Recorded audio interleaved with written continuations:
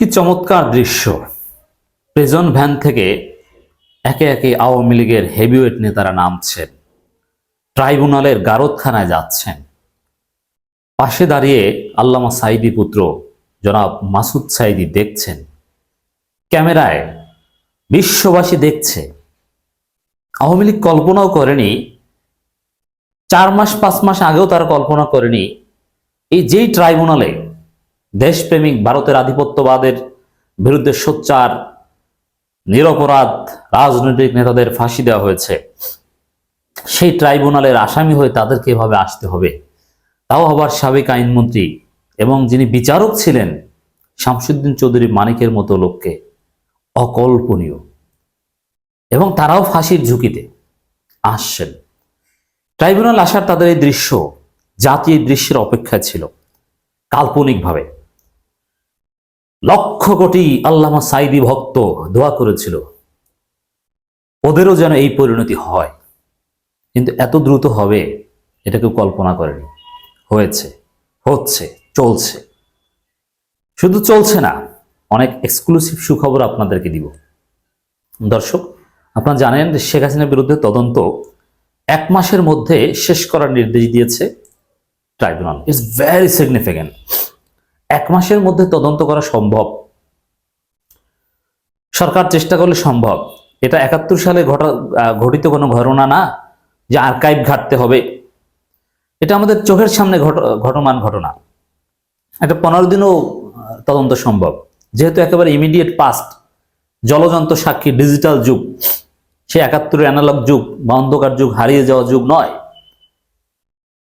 তথ্য প্রমাণ সাক্ষী ওরকম খোঁজার কিছুই নেই, সব চোখের সামনে, সমগ্র জাতি সাক্ষী। 1 মাসের মধ্যে শেখ হাসিনার বিরুদ্ধে অভিযোগের তদন্ত শেষ করার অর্থ, আমি প্রেডিকশন করছি, খুব শীঘ্রই শেখ হাসিনার ফাঁসি হবে।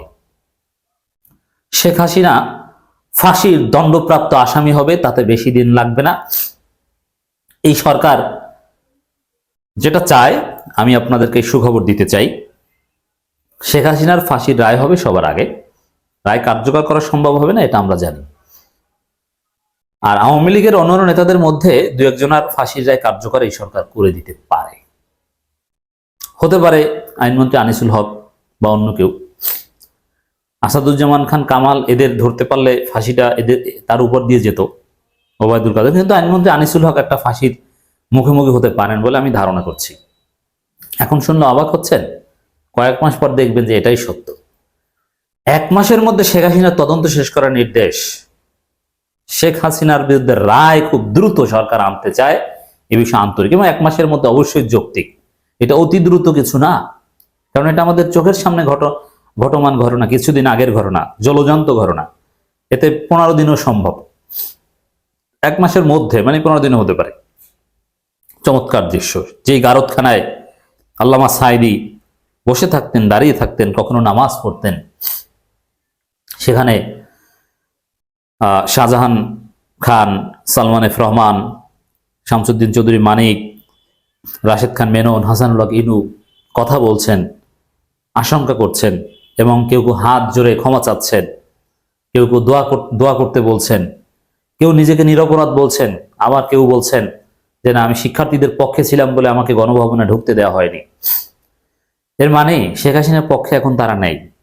বিশেষ করে পলক এবং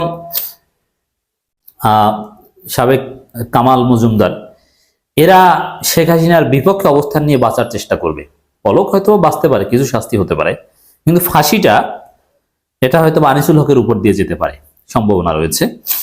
এখানে একটা গুজব ছড়িয়ে পড়েছিল যে পলকের আইনজীবী সাবেক শিবির নেতা অ্যাডভোকেট শিশির মনির।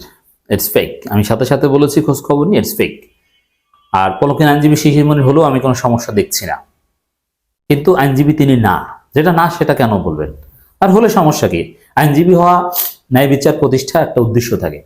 তো যে কারো একজন খুনি, তাকে জেনেও তার পক্ষে আপনি দাঁড়াতে পারেন, তাকে ন্যায় বিচার পাইয়ে দেওয়ার জন্য নিশ্চিত পাওয়া যায়। একজন খুনির যতটুকু বিচার হওয়া দরকার বাস্তবতার আলোকে, সার্কামস্টেন্সের আলোকে, ততটুকু সে পাবে।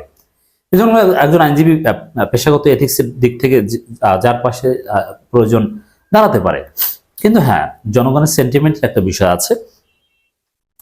তো এই যে দৃশ্য, ট্রাইব্যুনালে আওয়ামী লীগ নেতারা, গণহত্যাকারীরা এবং ফাঁসির একটা ঝুঁকি তাদের আছে, যেহেতু মৃত্যুদণ্ডের বিধান এই ট্রাইব্যুনালের আইনে রয়েছে, অতএব এটা হতে পারে। এবং শেখ হাসিনার ফাঁসিটা সবার আগে হতে পারে এবং তাতে বেশি সময় লাগবে না। ট্রাইব্যুনালের কার্যক্রম খুব দ্রুত, এটা আগামী 6 মাসের মধ্যে আপনারা দেখতে পারেন। মানে এই সরকারের আমলে ট্রাইব্যুনালের রায় হবে, আপিল বিভাগ রিভিউ এটারও চেষ্টা করবে অ্যাটলিস্ট। অতএব সরকার জানে এবং শিক্ষার্থীরাও জানে যে কোনো নির্বাচিত সরকার আসলে, জামাত ইসলামী সরকার আসলেও আওয়ামী লীগের কিচ্ছু করবে না, কোনো বিচার করবে না, শেখ হাসিনারও কিচ্ছু করবে না।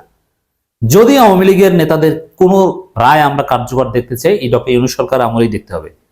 নির্বাচিত সরকার কিচ্ছু করবে না, সেটা জামাত ইসলামী এককভাবে ক্ষমতা আসলেও, এটা আমরা বুঝে গেছি। বিএনপি তো কিছু করবেই না। ট্রাইব্যুনালে হাজির করা হয়েছে সাবেক 9 মন্ত্রী সহ বেশ কয়েকজন হেভিওয়েট আসামিকে। জুলাই আগস্টের গণহত্যা ও মানবতা বিরোধী অপরাধে জড়িত থাকার অভিযোগে গ্রেপ্তার হওয়া সাবেক 9 মন্ত্রী সহ অনেক আসামিকে আন্তর্জাতিক অপরাধ ট্রাইব্যুনালে হাজির করা হয়েছে। গ্রেপ্তারি পরোয়ানা জারি করা 46 জনের মধ্যে প্রথম মানবতা অভিযোগে তাদের ট্রাইব্যুনালে আনা হলো। কড়া নিরাপত্তায় সকাল 10টার দিকে 18 তারিখ প্রিজন ভ্যানে করে আসামিদের ট্রাইব্যুনালে হাজির করা হয়। যাদের হাজির করা হয়েছে তারা হলেন সাবেক মন্ত্রী আনিসুল হক, ফারুক খান, ডাক্তার দীপুমণি, শাহজাহান খান, রাশেদ খান মেনন, হাসানুল হক ইনু, জুনাইদ আহমেদ পলক, সালমান এফ রহমান, ডাক্তার তৌফিক ইলাহি চৌধুরী, কামাল আহমেদ মজুমদার। এই কামাল আহমেদ মজুমদার শেখ হাসিনাকে ডিনাই করে বাঁচতে চায়, পলকও ডিনাই করে বাঁচতে চায়। গোলাম দস্তগীর গাজী, অবসরপ্রাপ্ত সাবেক বিচারক শামসুদ্দিন চৌধুরী মানিক ও সাবেক স্বরাষ্ট্র সচিব জাহাঙ্গীর আলম।